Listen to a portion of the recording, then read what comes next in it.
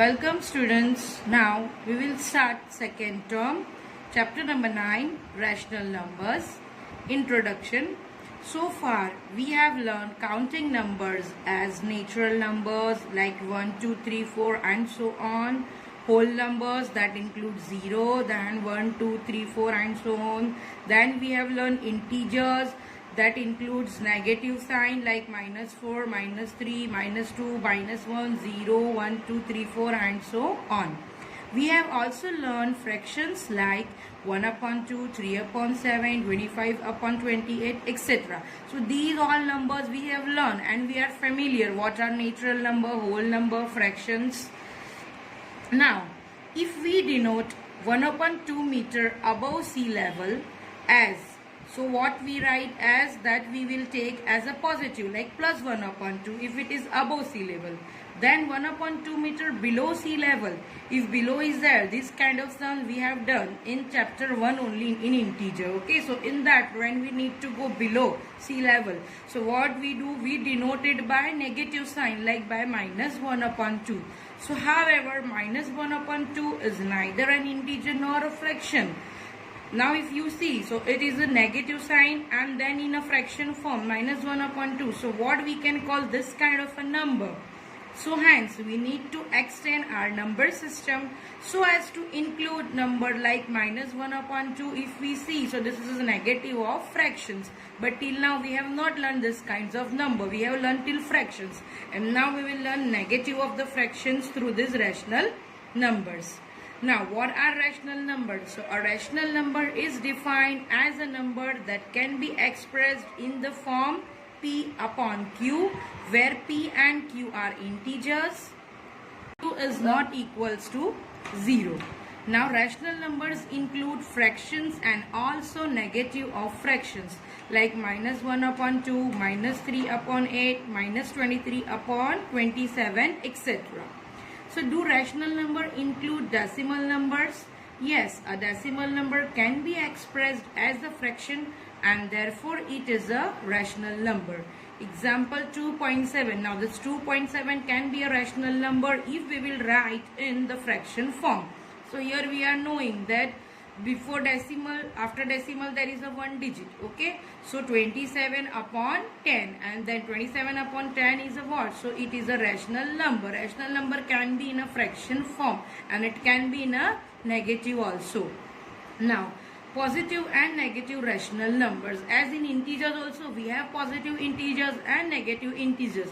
So same way in rational number also we have positive and negative rational numbers. So if the numerator and denominator of a rational number are both positive or both negative, then the rational number is positive. Like 3 upon 5, 2 upon 7, if here you see, so these both are positive. So that means this is positive rational number. But here if you see, so there is a negative sign in numerator and denominator. So both having negative sign, that means what? Minus if we see, so that gives us plus only. So that is why -2 upon -8, this is a positive rational number.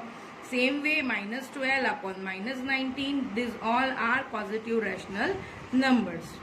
Now, if the numerator and the denominator of a rational number have opposite signs, opposite sign means one positive and the other one negative, then the rational number is negative. Like here you see example -3 upon 5. Now here this is a negative and this is a positive. So if we see through the rules, so plus minus also gives minus only. So that is why this -3 upon 5 is a negative rational number. So same way here -20 upon 21 also negative rational number. So 5 upon -6 here also if you see, so this is positive negative plus minus. So 5 upon -6 and 15 upon -17, these all are negative rational numbers. Now what about a 0? So 0 is a rational number which is neither positive nor negative. Now rational numbers on a number line, as in 6th standard you have learned to plot integers on a number line. Okay, in that main base is a 0. We are plotting the number on the right hand side of the 0, left hand side of the 0. So the number which are positive, that are plotted on the right hand side of the 0, and the numbers which are negative, they are plotted on the left side of the 0. Now let us see how numbers we have to plot on rational numbers. Okay, so the positive rational numbers would be marked on the right of the 0, and the negative rational numbers would be marked on the left side of the 0. Okay, now some rules are there which will help you to mark the rational numbers on a number line. So if numerator is smaller than denominator, then we have to mark between 0 and 1. But when between 0 and 1, when the number is positive. Or between 0 and minus 1, when between 0 and minus 1, when the number is negative. Okay, but how we will plot? So we will use denominator to split into equal parts, and then we will use numerators to count the number of parts. Now if numerator is greater than denominator, then we should not do the same thing. Then we have to convert into mixed fraction, and then after converting into mixed fraction, we are getting a whole number and then fraction. So what we do, between the whole number and the next whole number, we need to mark. And same way we use denominator to split into equal parts, and then use numerator to count the number of parts. These two steps are same, but just we need to convert into mixed fraction. Now one example is here. If you can see, represent minus 1 upon 2 on a number line. So first we will observe this. So what we will observe, this is a which kind of a number? So this which kind of a rational number? This is a negative rational number. Okay, so if negative is there, so we will plot between 0 and minus 1. Okay, so first step we should think that only. So we need to plot in between which number.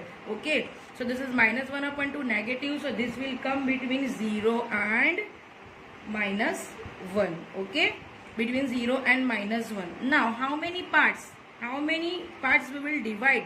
So here denominator is 2. So definitely we will split into 2 equal parts.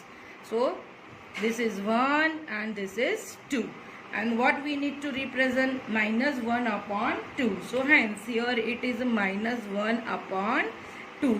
This numerator then we have to count to make the number. So here this is 1, it is here only. So minus 1 upon 2. Now another example we are taking, in that if you see, so here numerator is greater than denominator. So here in such case what we have to do, as I have told you, that first we need to convert into mixed fraction. So how we will convert into mixed fraction? So we need to divide. Okay, so here 2 ones are 2 and then 1 is remaining.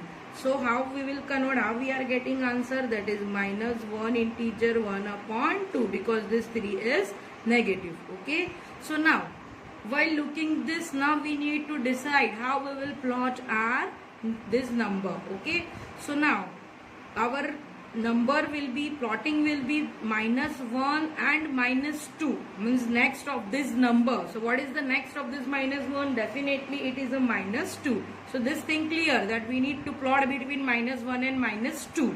But how many equal parts we will make? So equal parts we will make 2. And where we will show our number? On this numerator 1. So here minus 1 and this is minus 2. Okay, and how many equal parts we will make? 1 and 2. Okay, and then what we need to make? 1 upon 2. So here only there 1 upon 2, but you can't write 1 upon 2. We should write minus 3 upon 2. As in question we need to represent this minus 3 upon 2. Okay, now rational numbers in standard form. So a rational number is said to be in the standard form if its denominator is a positive integer and the numerator and denominator have no common factor other than 1. This thing we need to keep it in mind, that when a rational number is having a positive integer in its denominator, it should never be a negative integer. Then you can't say it is in a standard form. And we need to see that both, if we are reducing it, so it should get only one common factor between both positive and negative. So to reduce the rational number to its standard form, we divide its numerator and denominator by their HCF, ignoring the negative sign if n. And if there is negative sign in the denominator, suppose if there is a negative sign, so what we need to do? So whatever HCF we are getting, we need to divide that HCF with the, means we need to put sign of negative with that HCF and then we need to divide. And now we will start solving exercise 9.1.